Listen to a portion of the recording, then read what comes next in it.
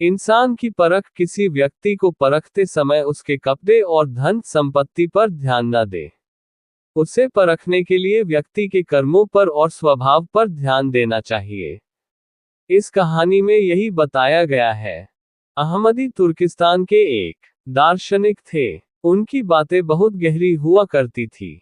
जब भी कोई उनसे सवाल पूछता वे निर्भीक होकर जवाब देते थे।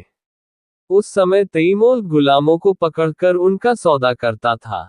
जब गुलामों का सौदा होता तो वह भी उस जगह उपस्थित रहता था। एक से एक गुलाम पालने का उसको शौक था। ऐसे ही एक बार जब उसने गुलामों की नीलामी लगवाई तो इत्तेफाक से उन गुलामों में अहमदी भी पकड़ में आ गए। तैमूर अहमदी को पहचानता था। उसने अहमदी से कहा, तुम्हारे पास 2 गुलाम और खड़े हैं। तुम बड़े बुद्धिमानी माने जाते हो। लोगों ने मुझे तुम्हारे बारे में बहुत कुछ बताया है।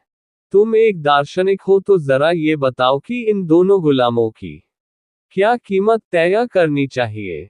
अहमदी बोले, इन दोनों को देखकर मुझे लगता है कि ये बहुत ईमानदार, समझदार और खूब मेहनत करने वाले हैं।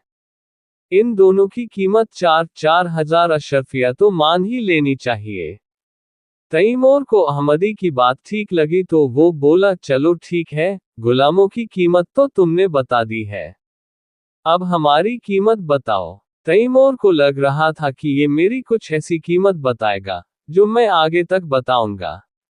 अहमदी ने कहा, आप पूछ रहे हो तो बता रहा हूं, आपकी कीमत 2 अशरफिया है। ये सुनकर तैमूर को गुस्सा आया। उसने कहा, क्या तुम जानते हो, जो चादर मैंने ओढ़ रखी है उसकी कीमत 2 अशरफिया है। अहमदी बोले, मैंने आपकी कीमत ये चादर देखकर ही लगाई है। आप जैसा व्यक्ति जो इंसानियत का दुश्मन हो उसकी और क्या कीमत हो सकती है। तैमूर को गुस्सा तो बहुत आया लेकिन अहमदी की बहादुरी देखकर उन्हें मुक्त कर दिया।